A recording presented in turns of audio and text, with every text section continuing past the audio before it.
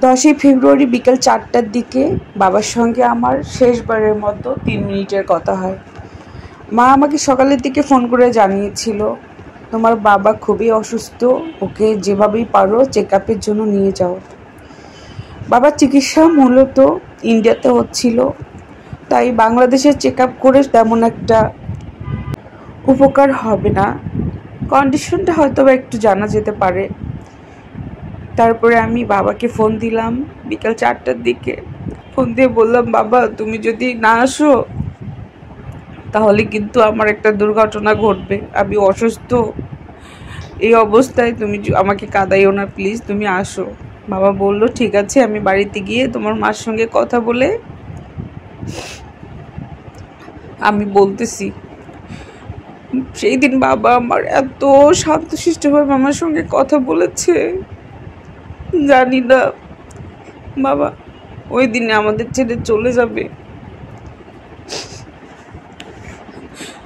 বাবা ঠিকই বাড়িতে গিয়ে বাকি বলতেছে, তোমার মেয়ে এভাবে বলতেছে আমাকে যেতে, চলো আমরা কালকে যাই। আমি বাবাকে বললাম, বাবা আমি বিকেলের ফ্লাইট তোমার টিকিট করে দিই। বাবা বলতেছে, বাড়িতে গিয়ে তোমার মার সঙ্গে কথা বলি, তারপরে তুমি কালকে টিকিট করে দাও। এতটুকুনি কথা হয়েছিল সেই দিন।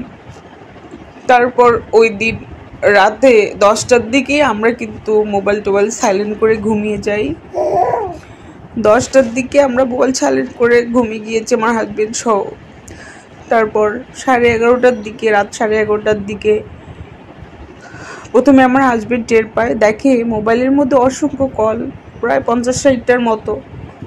তারপর আমাকে ঝাঁকিয়ে ঝাঁকিয়ে তুললো, দেখো দেখো মোবাইলে এতগুলো কল কেন আসছে, দেখো তো তোমার মোবাইলেও আসছে কিনা। পরে আমার মোবাইল দেখি সেম কেস। পরে আমি তো পুরো চিৎকার দিয়ে উঠছি, না জানি কি না কি হয়েছে। পরে আমার হাজবেন্ড আমার ভাইকে ফোন দিল, বলে ঘটনা কি ভাইয়া এত ফোন। তখন আমার হাজবেন্ড আমার ভাইয়াকে কি বলেছে জানি না। পরে ও বলতেছে, বাবা খুব অসুস্থ, চলো আমরা বাসায় যাই। সেই রাতেই আমরা রওনা দিলাম। অসুস্থ অবস্থায় কি যে কষ্ট করে রেন্টাল কার পেলাম না, বাসের মধ্যে আমরা চলে গেলাম। এদিকে আমার বাবা আমাদের ছেড়ে চলে গিয়েছে, আমাকে কেউ জানালো না। পরে বাড়ির কাছাকাছি গিয়ে অনেক লোকজন দেখতেছিলাম, দেখে এই যে চিৎকার করে কান্না শুরু করেছি। তারপরে যখন বাবার চেহারাটা দেখলাম, কি হাস্য উজ্জ্বল আমার বাবা, আমাদের চিরতরে চলে গেল। হয়তো কত কথা জমেছিল আমার সঙ্গে, কোনো কথাই বলতে পারলাম না। বাবার শেষ কথা আমার অতটুকুই ছিল, ওই দিন 3 মিনিটের একটা কথা ছিল, মামা তুমি যেখানেই থাকো ভালো থাকো, আমার জন্য অনেক অনেক দোয়া করি। মার কাছ থেকে শুনেছিলাম বাবা সেই দিন সুইট পটেটো খেয়েছিল, অনেক শ্বাসকষ্ট হচ্ছিল, কোনো ইনহেলার কাজ করছিল না। পরে ওই মুহূর্তে ওদের গাড়ি করে হসপিটালে নিয়ে যাচ্ছিল। হসপিটাল যেতেই একটা জোরে শব্দ করে সবার দিকে তাকিয়ে চলে যায়, কোনো কিছুই বলতে পারে না। মা কেউ কিছু বলতে পারেনি, ভাইয়া কেউ কিছু বলতে পারেনি, নিঃশব্দে চলে গিয়েছে। খুব কষ্ট হয়েছিল, তার শ্বাসকষ্ট হচ্ছিল, 3-4টা ইনহেলার কাজ করেনি।